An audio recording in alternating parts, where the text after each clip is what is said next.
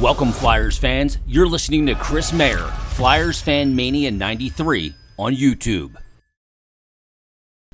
All right, so the Flyers lose 6-3 to the Colorado Avalanche at a game where it was pretty much all Avalanche from the start, and the first period was just exploded for Colorado. 3 goals in, I think, 4 minutes, 20 seconds, something like that.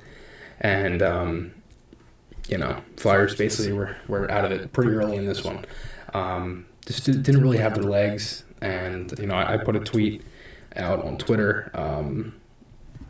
Basically, it looked like the Flyers were skating in quicksand, and Bill Meltzer had replied and said, basically it's one of the fastest teams in the NHL in Colorado against a team that's playing 3 and 4 nights, and the Avs are rested. And so all of that kind of plays a factor. So it's probably one of the biggest reasons why, because of it, it felt like that, which is very true. And, the lines in this game were, pretty much the same, a little bit different. No connecting this one for the Flyers. Lower body injuries day to day. Don't know what it is, what exactly the whole issue is there. But Van Riemsdyk with Farabee and Atkinson, Hodgson with Hayes and Lindblom, Willman, Frost, Tippett, Connaughton is the placeholder there with Brown and McEwen, Provorov, York, Sanheimer, Stowe, Yandel, and Sealer, Carter Hart in this one. Carter Hart was really good in this game, if I'm being honest with you. Adds in 50 shots on net, and Hart had a lot of good saves in this game, and he battled for only giving up 6. It's pretty good for some of the shots he faced, because the Avs were just skating circles around the Flyers, and the broadcast had talked about it before the game with Hayden Hodgson, and they said it's one of them things that you don't want to see Hodgson do. Was kind of just like, now that it's your second NHL game, you don't want to just kind of look at all the guys you're playing against and, think of it like that. You know what I mean? And it's something that gets hawks, and it's just, it's something that definitely can be brought up. And that kind of felt like that was how the entire team played. Like, they were kind of just looking at who was on the ice for Colorado, and Avs get the 1-0 goal from Kadri off the rush, and Sealer, I didn't really love how Sealer played this. He screened hard, and 2, he just backed up the entire time. And it just gave Kadri way too much room.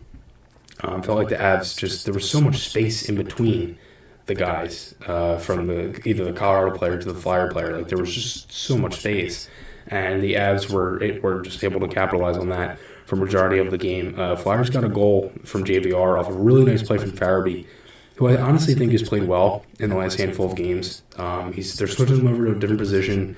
Almost had a fight last night, and he ends up fighting later in this game. I'll talk about that in a little bit, but really nice play by Farabee. The Flyers actually win the puck battle and retain possession of it. It felt like every puck battle they had won, there was an Avalanche player right there, or there was only one Flyer in the zone because they were stuck in the D zone for so long that they were changing.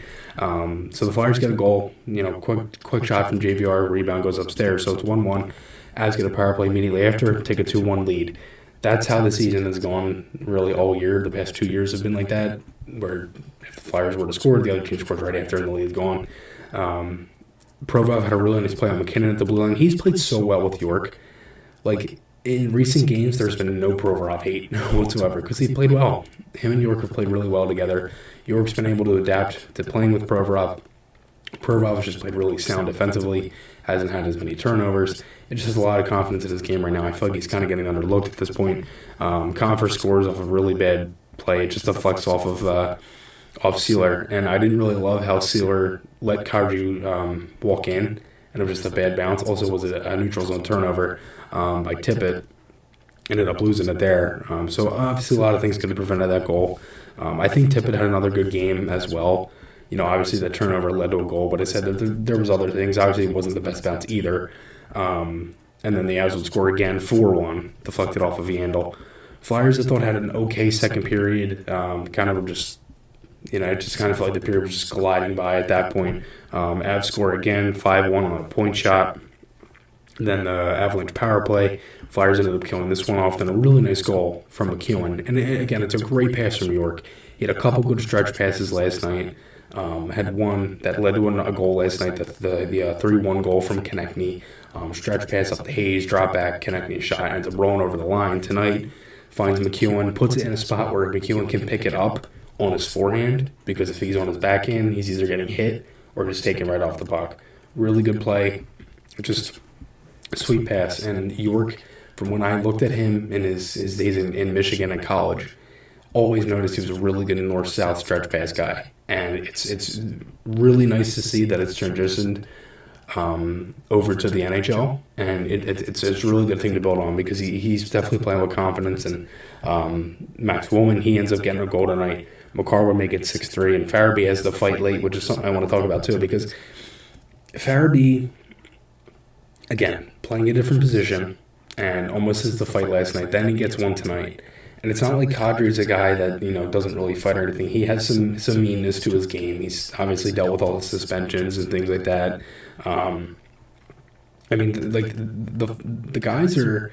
It's not like the Flyers are trying to find a new identity here, and I think they're starting to find bits and pieces of it. They're a team that doesn't want to play out of games, because in that third period, I thought they had a good third. They battled. They had chances. Hodgson had a chance. Tippett had a couple good chances on some shots. Sanheim, creeping into the offensive play, ended up getting the Willman goal to make it 5-3 at that point. Like, the Flyers were still pressing in the offense, pressing with the team, things like that.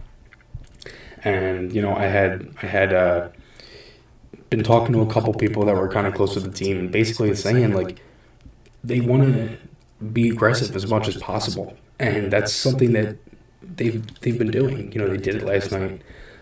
They did it again in the third period tonight, and obviously it's different. You're playing one of the best teams in the league, but you get my point. So there's something to build on here, and I really like Farabee fighting.